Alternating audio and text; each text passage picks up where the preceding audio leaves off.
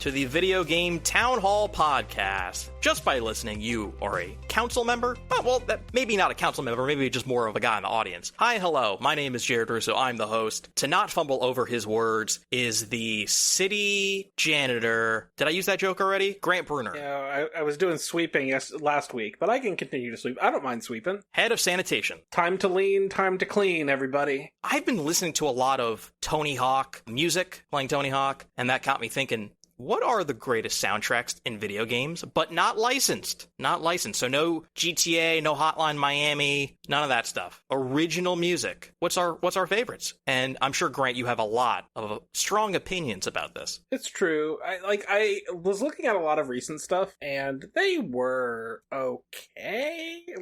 There's lots of music that I think is this totally is fine. There's only a handful of music that I'm really, really compelled to go and listen to outside of games, and a lot of it is weighted towards older games, but sometimes there are just games that have music in them that are just great to listen to outside of the context of the game, and I think that is the biggest identifier of, is this game soundtrack incredible, is, do I want to listen to it when I'm not playing the game? That is also a big criteria for me. If I'm listening to something as I work, as I write, usually that means that you have entered rare air of I deem you worthy of being up there with I don't know, let me put on Oasis or Radiohead or Pink Floyd or whatever. So I have a list of 1, 2, 3, 4, 5, 7, 8, 9. Let me count. 1, 2, 3, 4, 5, 6, 7, 8. Oh, I also basically have 9. So okay. So you want to go back and forth? Let's go back and forth. All right, I'll start. Ocarina of Time. If you say soundtrack, game soundtrack, it's Ocarina of Time. I have listened to so much of the Ocarina of Time music. I've listened to, because they obviously there's the original stuff that has been ripped from the game, and then they eventually did some remastering, reorchestration stuff for the 3DS game. But then also there was just a fan made Zelda called Zelda Reorchestrated. You probably have heard of it, but it's basically initially it was trying to do high quality MIDI versions, and then eventually they started to do some live orchestration type stuff. So it was basically fan reorchestrations of Zelda music, and I've listened to a bunch of that. I even my mother needed vocal free music to play for a certain thing, and I ended up burning some of those to a CD. This is a million years ago. This is probably 15 some years ago. Things play CDs still? Yeah, and then so I burned a couple of them, so it's so not only do I think that the Ocarina of Time music is incredible, but also my mother would if I played those, she would be oh, I recommend, I know these. It would be an hour of us just going through every Nintendo game, because Nintendo is sort of the behemoth of the industry, where it's they've had Koji Kondo and 1,000 other people doing the greatest work ever, and it elevates everything they do to a stratosphere that no one can touch. It's true, but this is my only Nintendo game on the list. I recognize that if I just did every Zelda game, every Mario game, it would be so unfair. List. It would be really unfair. This is my one Nintendo game. All the Zelda music is been pretty good. There's not really a lot of stinkers in the Zelda soundtrack. Not at all. I mean, the Milk Bar from Majora's Mask, and there are fun ones. There's the fun clappy one, Dragon Roost Island from Wind Waker, and there's just 1,000 songs where you're oh yeah, that's right. The fast guitars of who are the rock people who live in the volcano? What are they called? Yeah. They have a fun theme. And Gerudos have flamenco. Yeah. But also even those NES games fucking slap. Yep. The intro to the first one in the NES, but the town music in Zelda 2 is just fucking incredible. It's so good. Listen, those games are really good.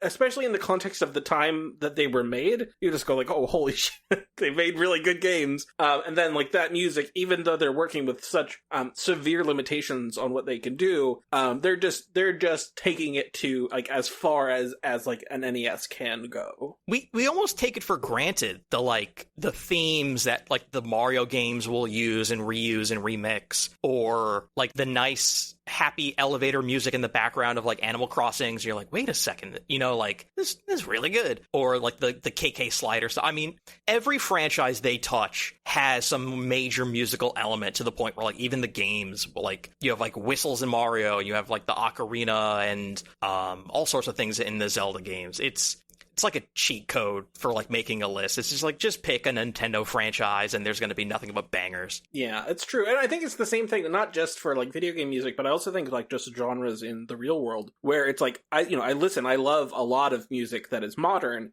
and there's a tradition that these are based on. So like I go back and I not only listen to like, okay, well, like what is very early hip hop sound like? What does very early rock sound like? And it's like, okay, well, these are all built on things, built on blues, built on jazz, built on folk music. And when you like strip things back and you go back in time to be like, okay, well, what are these things that inspired later innovations in music? The older stuff that is often like, especially when you're talking about things that are like folk music, that people who are not like traditionally trained, this is music that is made to be played not just by like a professional musician, but like regular people. They're like, okay, well, there's going to be a guy who has a guitar or a guy who has a piano or whatever, and they're going to want to be able to like learn this music. And I think that stuff is like fundamentally so compelling that even when you strip it all the way back, it still hits very hard in the modern day. Let us not remember the weird what was it, Farsi or what language was it, where like there was some like chants by like monks. They were doing like a certain language and they were like using like a prayer and they had to patch it out of ocarina.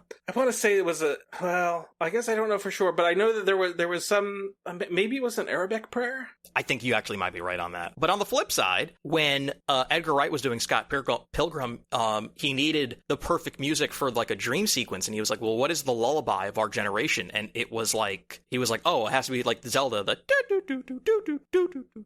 and he used it in the movie, and it was like, oh yeah, no, this is perfect. Like everyone would automatically know what that is if you're of a certain age. So that's your number one. That's your all-time best. I don't know if I've ranked them, but this is the first one that came to mind, certainly. Okay, well, that makes me want to just go for my number one all-time best, and that is the Katamari Damacy soundtrack. That main theme is pretty fucking good. The first game might be, pound for pound, like the most important music to a game. Like, Katamari would be like a fun footnote in history if not for that goddamn soundtrack. Every level is iconic. It just adds to this weird, funky Japanese, like, it's like retro and nostalgic, but like also like, I mean, the graphics are so weird, but it's like cutting and like modern edge, or you're just like, I don't, this is just like an amalgamation of things. And it's the most like life fulfilling music.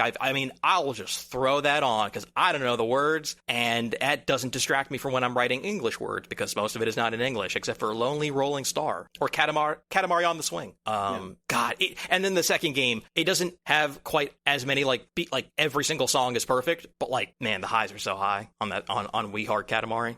Woo! I mean, listen, I'm not even like an enormous like Katamari nerd like you are, but I recognize that fucking dun da da da da da da da da da da. It's great, so good, and all like the weird remixes of like dog and cat animal noises, like they did like a song in the second game, redoing a song from the first game, and ridiculous. Yeah, I did a quick look up. It looks like it was specifically from an Islamic call to prayer, and it doesn't specify what language it is. Obviously, like Arabic is very common in the Islamic world, but it does not necessarily mean that it was in Arabic. So that's my quick clarification. That's more like fun bar trivia. Sure. My next one, I think this is a layup, a pretty obvious one, but it fucking is really good.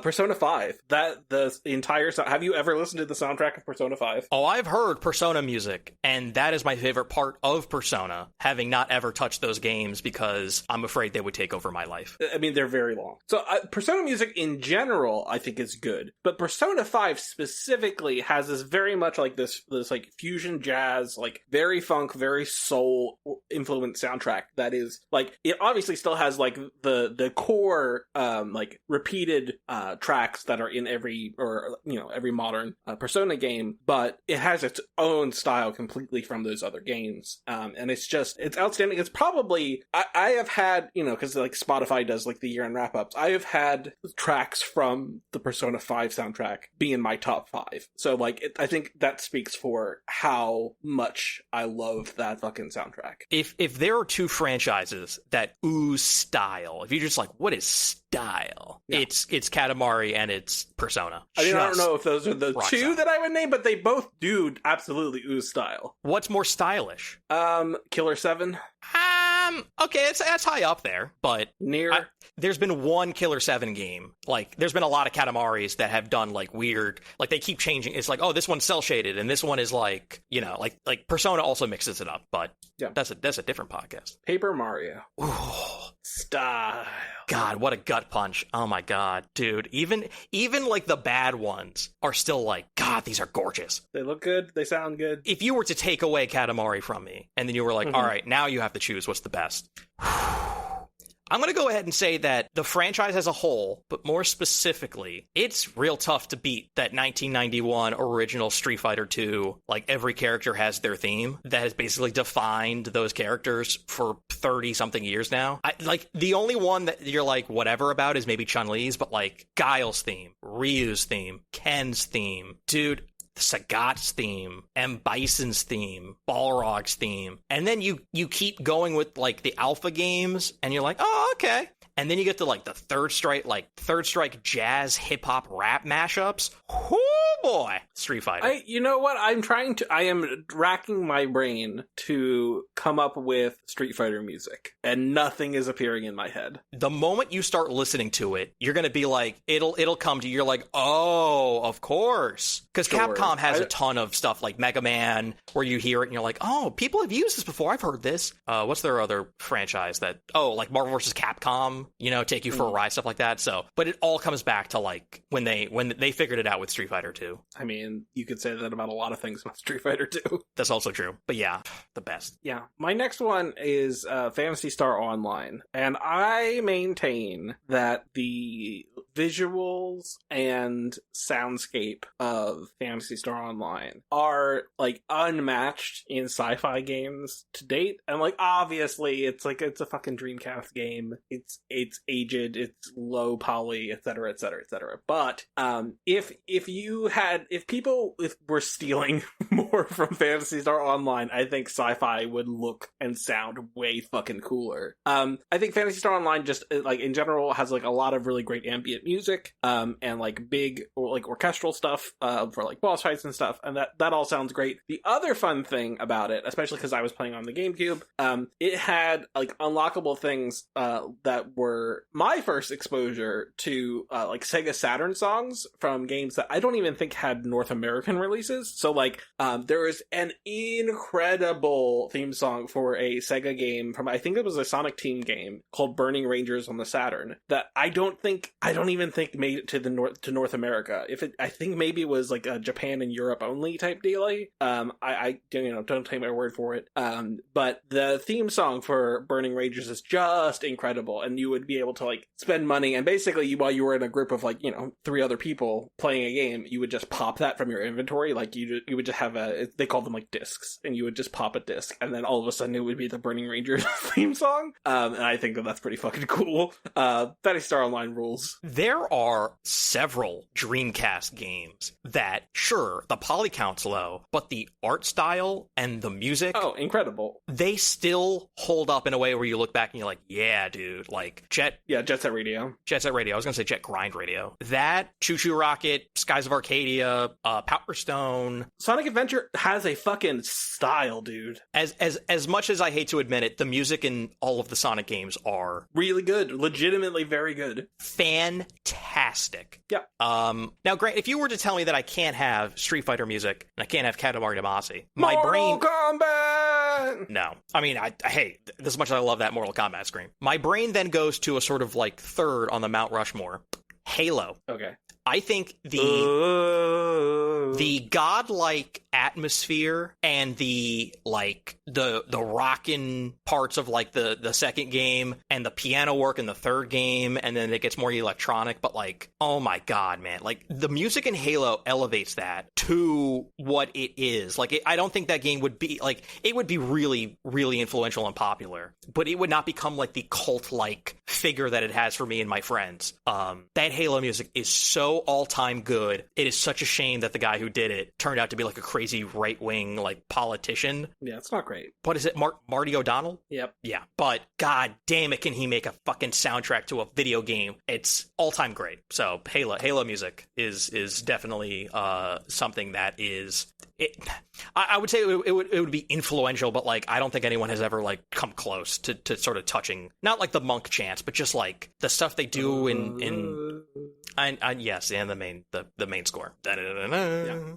And I wish I liked Halo. I think like people seem to like it really like changed people's brain chemistry, and especially like the people in the group chat really changed their brain chemistry, and Halo just does not do any of that for me, which sucks. And I think it's the same thing with Pokemon, where it's like, seems great, seems like you guys having a great time. It just didn't change my brain chemistry when I was young, so I don't get to nothing of it. Like it didn't get its hooks into me, so shrug.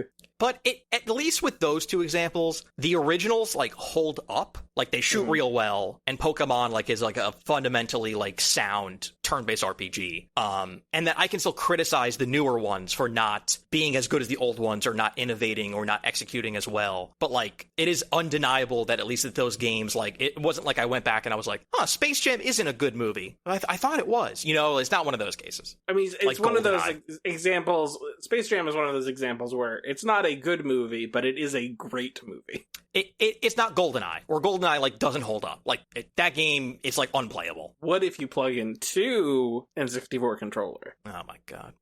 What's next for you? My next one is Kentucky Route Zero, one of my favorite games of all time. It has a lot of folk music in it. So both in sort of like an ambient perspective, but also has a lot of like literally like hymns. Like the thing that like really wrecked me the most. There's a hymn that is performed at the end, and it is fucking incredible. Lots of folk music, and there's also like some interesting like synth work at the same time. So it's at the same time like a little futury and a little retro. There's a pretty iconic one song performance, I think from the third act, that is a robot singing. Junebug is singing, and it is just incredible, just a superb piece. And it is somebody's voice being processed, and that is compare that with a bunch of like very, very stripped down simple recordings of folk music that sound great on their own. But it definitely gets a lot of the folk music that's performed for the game, and Ben Babbitt was the music lead of Cardboard Computer. It gives you that effect of like very early recordings, like the Carter Family, where it just seems like there is a microphone, and then there is like placed in the center, and then there are a bunch of people around it, playing their instruments and singing into the microphone. It gives you that feeling, but it doesn't sound bad and low quality. It just is like evoking that old-timey recording feel, and I really, really, really love the soundtrack of Kentucky Route Zero. It's also one that I revisit outside of the game pretty frequently. It does not surprise me that you like to listen to sad robots sing. It is very much sad robot singing. I mean, you like listening to the sad robots talking. It's true. Sad robots number one with a bullet. You liked Stray. That game has a lot of sad robots. I like 2/3 of Stray, and I really dislike the last third of Stray. Okay, I get that. All right, so I have one more sort of like Mount Rushmore of music for me, and it's a lot of Castlevania, but specifically Symphony of the Night, which is the greatest Metroidvania ever made. I mean, certainly people love it. I have watched Vinny Caravello play through pretty much every Castlevania game, and I can remember. I am like thinking about those NES games, and like I can pull up what those sound like in my head. I don't really remember what Symphony of the Night sounds like. Oh, that is a dagger to my heart. The Symphony of the Night stuff is so good. Oh my god. I think I would highly recommend that like you put it on like after this, just to kind of like these sort of like redone like dun dun dun like that, but then just there's like so much like sweeping orchestral stuff and like funky stuff, and it goes for it in the same way that like it was like, okay, no more like Hulk Hogan meathead like main characters. Like everyone is going to be like super androgynous and sexy, and like we're just going into like a completely different art style. Like they did that for the music. So Igarashi, it's the Prince of Metroidvania soundtrack. Honestly, what if it was androgynous and horny? Honestly, that you pretty much nailed it. I mean, that doesn't sound bad to me. I mean, it sounds pretty good. No, it's like a David Bowie Prince kind of a Those are both really really good musicians. So yeah, it's no Barkerville. Da da da da da da da. I mean, that stuff is like still like they keep using that stuff throughout the series. So like it's like Mario, you know, it's like the underwater theme, or like, you know, da-na-na-na-na-na. I mean, like they'll keep you know, reiterating and using that in their work, but referencing it back.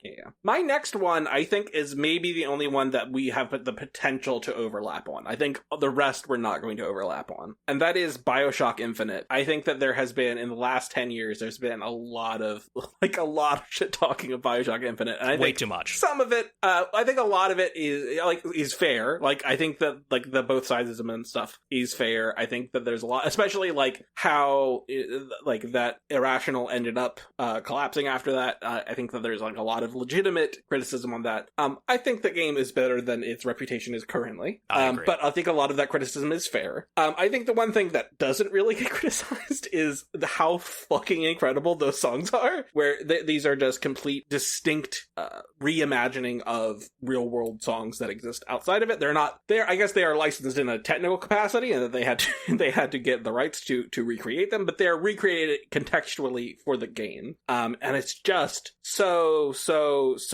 good. It also got me reconnected me to someone that I was already familiar with, a singer named Jessie Carolina. I was aware of her in like the MySpace days because she fronted a band, a jazz band called the Bill Murray Experience in like, I don't know, 2008 or something. And I was vaguely aware of that. And then they had to change their name, so I think Jessie Carolina and the Hot Mess. But like I wasn't like I was following her. But then she sings on those songs, like Fortunate Son. She is the she singer does that? of, okay. Yeah. And but she's an incredible singer, and has a bunch of various work. I would recommend you just go and like there's like videos from like 2010 of her of people just like recording her at like clubs singing, or like busking in like Louisiana or whatever. And it's just fucking incredible. Like great singer. All that stuff's great. BioShock Infinite, complicated legacy, but the music I feel is probably the least complicated of all of it. Grant, I have good news for you, because written down on my list is BioShock Infinite. Okay, yeah, I figured that might legitimately be on your list. I don't think there is a better encapsulation of like, man, God only knows 4-man barbershop It's quartet. incredible. It's really fucking good. Girls just want to have fun. It's really fucking good. It's really fucking good. They did a good job with the music. They did a really fucking good job. Next, I have written down like a sort of like Nintendo Other, which is like, we could talk about all the different Mario games. Like, yeah, obviously those are my favorite things ever. So of course the music adds into that. Thankfully, like every new game always has like a new like sort of like song or like main theme.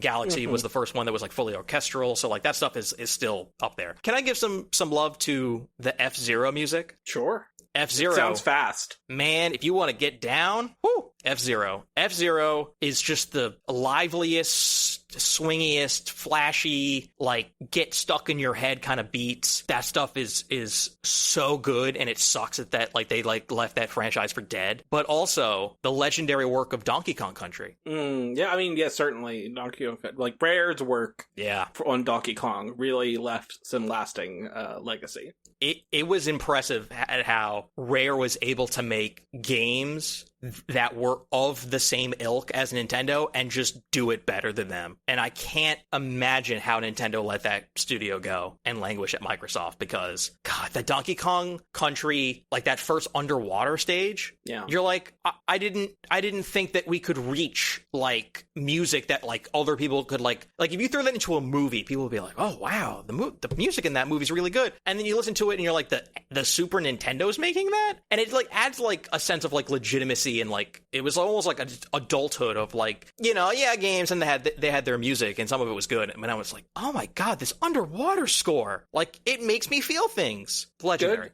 Even when they do like the Game Boy versions, like the Donkey Kong Lands, they're still pretty good, even with the very limited music chip in a Game Boy. Still sounds pretty good. Yeah. I also think before we move off of Nintendo, like Jump Up Superstar from Super Mario Odyssey is just fucking so good. It's so good. Makes my eyes fill with a sort of salty water. I don't know what those are called. It comes out from the corners of my eyes. In the year 2017, when Mario Odyssey launched, I probably replayed that at least 4 times. There simply are no words that can summarize our love for Super Mario Odyssey and that sequence for New Donk City. For New Donk City. I am a native New Donker. It's true. My next pick, Stardew Valley. How much Stardew Valley have you played? Not 1 second. Dude, it's so good.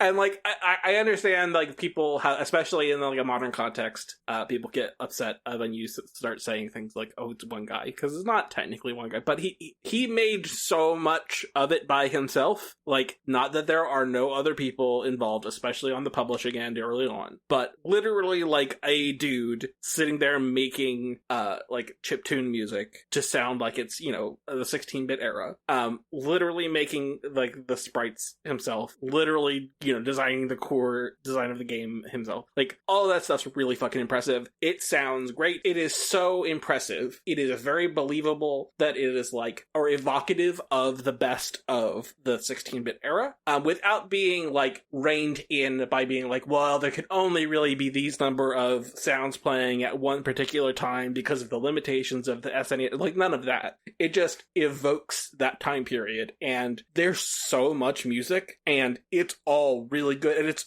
every season has different things going for it, the different people, different areas, different points of the year, and it's very dynamic, and it's so good, and it immediately puts you in a time and place when you hear the specific music, and I just can't say enough good about it. It's just really, really wonderful stuff. So I'm not a Harvest Moon person. I'm not a farming person. I'm not that kind of laid back, like check-in like I used to be when I played Animal Crossing or the original, and ever since I was like, I spent years into this. I can't do this emotionally and play another type of these life simmy kind of games where it's like you check in every day. I can't do it because I just want my original Animal Crossing Island and all my NES games in my house. Let me one up you by giving you 2 games that are puzzle games that only need 1 song looping, and that's all they need. The most addicting songs you will ever play for the most addicting games you'll ever play. The Tetris song and the Balatro song. I don't think I could bring up the Balatro song in my head. You don't need another song for Balatro. You needed 1 good song that loops, and it's perfect. I mean, you didn't play Balatro for 800 hours, so I'm not shocked. I played it for like 4 hours. Yeah. I don't remember like disliking it, so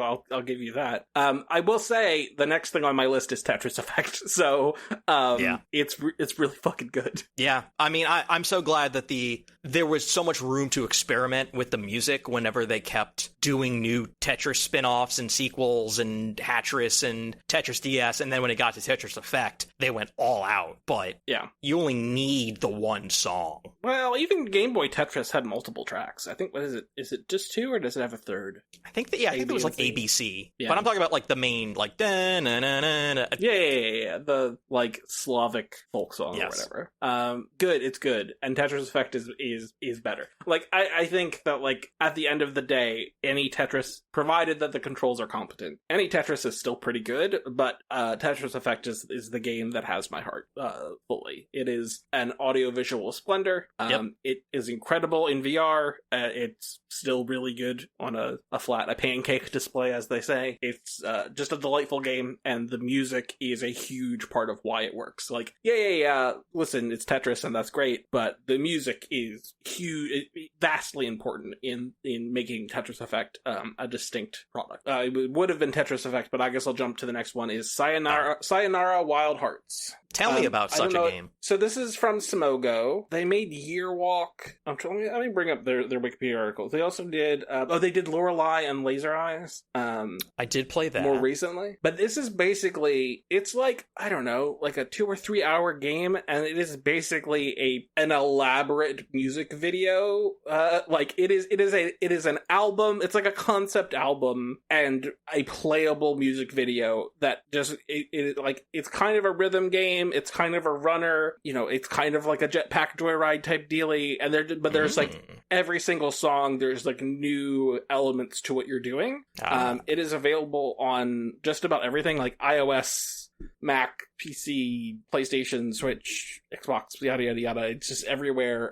And it came out in 2019, and it was one of my games of the year. You can listen to that music, and it's really great. But I think it is even better when you are playing through the entirety of the game. Also, apparently Queen Latifah is the narrator. I didn't know that, but it says it right here on the Wikipedia page. Yeah, good for her. It is a fantastic, like, I don't know, synth-driven soundtrack that I really love. I remember when that game came out and people were like, oh yeah, it's like interactable, like, blah, blah, blah. And like someone was on like a motorcycle or something. Yep.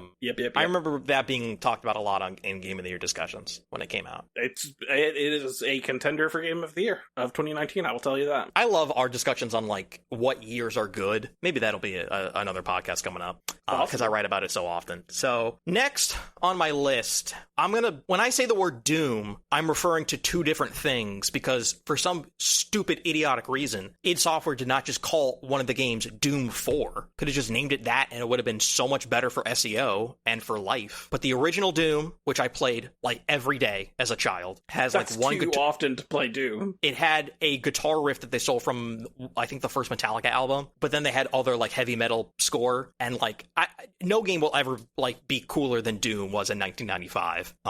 It's pretty and cool. Then when they did Doom 4, which they stupidly called Doom, they had the Mick Gordon stuff, like the heavy, like bah, bah, bah, bah, bah, like the bass and that shit fucking slaps. And then there was a weird falling out when they made the second game, and then the third game, which I really like, doesn't quite hit as hard as that first reboot sequel. Yeah, I don't even know what to call that game, but the Doom music, the original Doom soundtrack is really great. I do think it is like crushingly sad that they never did like a Doom 2000 title, or like where the O's in Doom are like the year 00. We should make a marketing agency, like a consulting agent, like a firm, and just help these developers out, because I have so many takes on bad names. I have takes on when you're releasing these things. I have all sorts of opinions that I could be helping your company out. So please call us, email us. Doom, yeah, listen. I mean, it is distinct, and I will give it that. Yeah, my last one is Nier Automata, which I think is talked about broadly as like one of the greatest soundtracks of all time. I don't think that like it's not easy for me to like pick out like one of my this track is my favorite from Nier Automata. I think that they're just all really exceptional symphonic music. Like it's just so perfectly executed. It is like what you think of from like a JRPG, like a Final Fantasy, except it is just done at such a high level that it makes many other soundtracks kind of in that capacity sound lesser. They're just not quite as good. We're like, oh well, this is like a B, and Nier Automata is an A+. I will hand it to Nier. As much as I think that gameplay is real PS2, like, yeah, it's whatever. The music was real good when I played Automata. Music's incredible. Yeah. I only have one game written down left, and that is Darren Korb's work on Hades. He's also the main character. He's the voice of Zagreus. But yeah, in the same vein of that heavy metal rock, but like they can also like be completely the opposite. Dude, yeah, scoring on Hades and Hades 2 is sensational. Outstanding work.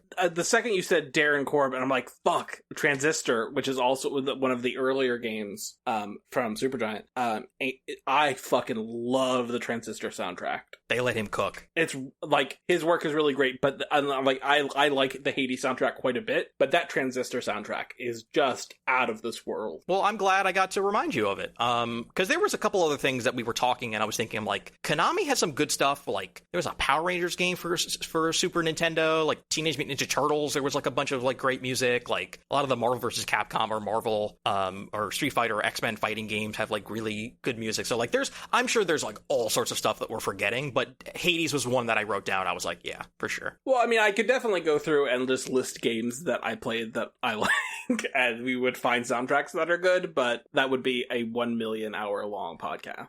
Plus, we have a quiz coming up that is going to stump you. So, okay. What's the quiz? This is the hardest quiz anyone will ever come up with because it is impossible. The name of the quiz is Wu-Tang, or Wu-Tang. I know one of those. I have written down names of characters from Black Myth Wukong, Wu-Tang Fallen Feathers, and Wu-Tang Shaolin Style for the PlayStation 1. Oh, well, I know that less than just members of the Wu-Tang Clan. Everyone knows the members of the Wu-Tang Clan. They're the greatest rap group of all time. But can you tell me which of these games had a merchant named Wu-Gang in it? Well, that sounds like bullshit, so I'm gonna say Wu-Tang Shaolin Style. No, it's from Wu-Tang Fallen Feathers. Okay. See, this is why it's so impossible, is because, like, which game had a character named Cyan Long with multiple O's in it? If it just sounds really stupid, I'm gonna go with Wu-Tang. No, that's Black Myth Wukong. Okay. What about a character named Mong Zhu? I'm gonna go Wu-Tang. That's Wu-Tang Shaolin Style. See, this is impossible because they're all just a bunch of like crazy names that are either traditionally Chinese. Well, let's not say crazy. This is probably these are just names from a different language. Okay, that's fair. But like Bali Go Lang with hyphens in between all of those. Yeah, I don't.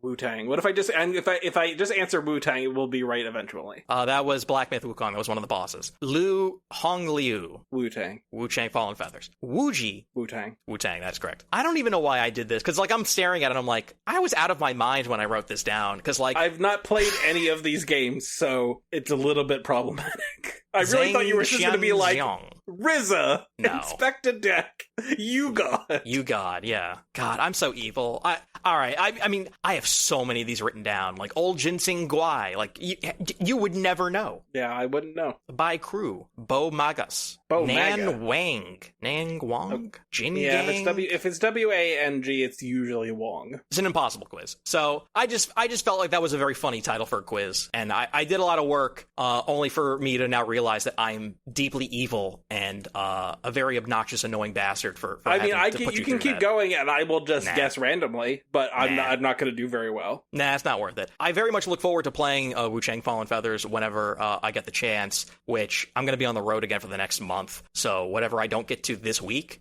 I'm going to have to wait until like September to get to, which really stinks. So I'm going to have to try to find something to play on my Switch too, when I'm going between Montana and Chicago and Seattle and Minneapolis, and it's going to be a real headache. Okay, well, because that didn't last very long, I can pull this together in literally zero time. Let's do a video game 20 questions, and you have to guess what game I'm thinking of. Oh my god, I'm so ready for this. I'm so prepared. I'm so down. All right, did this come out after January 1st, 2000? Yes. Okay, so after 2000. I'm writing these down. Is this game a console exclusive? No. Not console exclusive. Is this game either an RPG or RTS or strategy? Is it one of those three genres? Say the first one again? RPG, RTS, or strategy? No, it's none of those. Okay. Is this a platformer? No. Is this a first-person game? No. Well, it can't be second-person because that doesn't exist. Or for fourth-person. Oh man, is this playable on a Nintendo Switch? No. I like if it is, it would be insane. I'm going to say no. It is not. I'm on the Wikipedia page and no. Okay, because like sometimes like old things just get ported. I do not think that it is in any way playable on a Nintendo Switch. Okay, is this game rated M? No. Damn, okay. Is this game critically acclaimed? I'm going to scroll down to the reception. I'm going to say no. Not good. Okay. Is this game available on PC and consoles? Yes. Did this game come out after January 1st, 2010? No. All right, so it's a 2000s game. Man, why do I get the feeling this is like some sort of a weird troll? It's not really a troll. It is a video game that you very well could have played. I know, but like It's not a troll. I'm not trolling. laser This is not some super hyper obscure thing. This is a video game that it could be like Leisure Suit Larry or like, you know, Duke Nukem 3D. No. I don't want to guess until like I'm like close. Are you counting how many you have? Yeah, I'm writing down. So I'm at 1, 2, 3, 4, 5, 6, 7, 8, 9, 10. All right, so I'm halfway through. Is this an action adventure game? Yes. Is this based on intellectual property? It is. Is the intellectual property this is based on owned by the Walt Disney Corporation? No. So that rules out anything Lucasfilm, Rules out most things. Marvel, okay, Star Wars, The Muppets. Well, yeah, I mean, literally anything, yeah. Oh, man. Is this a sci-fi game? Yes. Problem is a sci-fi action adventure that's on PC and consoles? Yes. Is the primary method of engaging with the game melee combat or shooting a gun? It is both. Okay, so you can like pick up stuff and hit people and shoot a gun and hit someone with your fists, but then also like do other things. Okay. Boy, until you said it's not owned by Disney, this really sounded like it was like I'm envisioning that like Indiana Jones game. I know. I was envisioning the like Indiana Jones game for like the Xbox. No. God, this being on the other side of this really sucks. I'm not gonna lie, but it's fun. I like this. But is it because like I want to win? It's excruciating. I don't want to mess this up. It's not M-rated. It's sci-fi. It is sci-fi. So what are you at? 14 questions? 50. I'm at 15 questions. Okay. God damn it. 5 more. Is the IP that this is based on owned by either CBS, Paramount, so that would include Star Trek and things, or Universal? No. Wow, so that rules out like Terminator. That rules out a bunch of stuff. Because there's a lot of like Star Trek things, and there was the Terminator stuff. I figured maybe. Oh my god. I can't say for sure. I don't know for sure, but I would wager upwards of $1 American that you have played this video game. It's based on an IP. It's true, but it's sci-fi. It is science fiction. And I've already ruled out Star Wars, I've ruled out Star Trek, and I've ruled out Terminator. You have. Oh, Aliens and Predators, those are also Disney. Because they used to be Fox, and then they got bought up. No, I'm just saying, so that rules those out. So that can't be that. What other big sci-fi IP is there? Is the source material based on a novel? No. A movie? Yes. 2 more. This is going to drive me absolutely insane. I think when you get, you're gonna be like, fuck shit, because it is staring you in the face. Do you play as either a robot or a replicant? No, I'm gonna say You should know right off the bat if you're either RoboCop or a Blade Runner. That's where I'm leaning. I'm gonna say no. The answer is no. So you're telling me that this game does not feature RoboCops nor replicants from Blade Runner? No. Wow, dude, I have scratched off. Okay, so you have one more. You have one more question left before you have to answer. This is driving me insane. I want you to think about what are the biggest sci-fi franchises and movie, because you guessed movie, of our lifetime. It's so big. It's the biggest. Okay, well, Star Wars would be the biggest. Sure. I don't necessarily mean by sale, but in terms of like cultural cachet. Oh my god, is this a Matrix game? It is. Oh my god, is this Enter the Matrix? It is Enter the Matrix. Okay, yes. But you see why I said you was asked if it was a robot, and I'm like, I don't think so, and I had to double check that you didn't play as a robot. No. Okay, so that's Warner Brothers. So I was going by company. Yeah, you guessed like every fucking like major except Warner Brothers, which I thought you were like, okay, now I know it's Warner Brothers. All right, I feel good I got there. I feel so good. I don't know. As it stands right now today, The Matrix is like not a top 15 sci-fi franchise. As sad as that is to say, like no one cares. Like it was huge 20 years ago. And it's not big anymore. No one cares. Young people don't care. I would rather watch any Matrix film over than almost any movie. I know, but like it was the biggest deal between 1999 and like 2005, and then it just died a death. I don't think you could argue that there is a movie that came out in our lifetime that had a bigger cultural impact than The Matrix. That is 100% accurate. They didn't keep it going, and now it's like Lord of the Rings, or it's like old people care, but they didn't make that TV show. I'm old people. Like Game of Thrones is going to get there too. Like you have to keep your franchise in like Mad Max. Whoop, gone. If they don't keep making Fast and Furious movies, those are gone. This was the Wachowskis' like wishes, right? And like they only did the fourth one because Warner Brothers was bullying them, and Lana was like, "Okay, fine. You're going to give me anything I want, and what I want is for me to make a movie about how much I fucking hate Warner Brothers." They do really, really, really suck. All right. Good job to us. We did it. We got there. We recorded another episode. So thank you for listening. You can follow us on every social media platform of videogame.town or just at videogametown. And YouTube, and TikTok, Instagram, Blue Sky. Threads? We have a Threads account? Twitch. We stream live every Friday, 7 Eastern. We go try on the our website, best. read articles. Yeah, I wrote one about slowly becoming middle-aged. That's not great. I don't love that. You wrote about the best way to play Tony Hawk. You reviewed Donkey Kong Bonanza. I wrote about some YouTube videos that I fall asleep to. You wrote about Muscle Mommies. Jack did a review of Wild Hearts S on the Switch too, and that's pretty cool. You can read about all that good stuff. Look at Jack writing videogame.town. for us. Good job, Jack. It's true. CEO Jack Miller writing for us. The money man. I wrote about AGDQ or SGDQ, both the GDQs. Midway Games, that's coming up soon, or it's out by the time you're listening to this. Yeah, by the time you're listening to us, it will be out. And then August is going to be a lot of NFL content. I'm ranking all the teams from smartest to dumbest, and I'm going to insult a lot of people, but it's under the guise of satire, so no one can sue me. So thank you for listening, and we will see you next time. Goodbye, everyone. Bye-bye.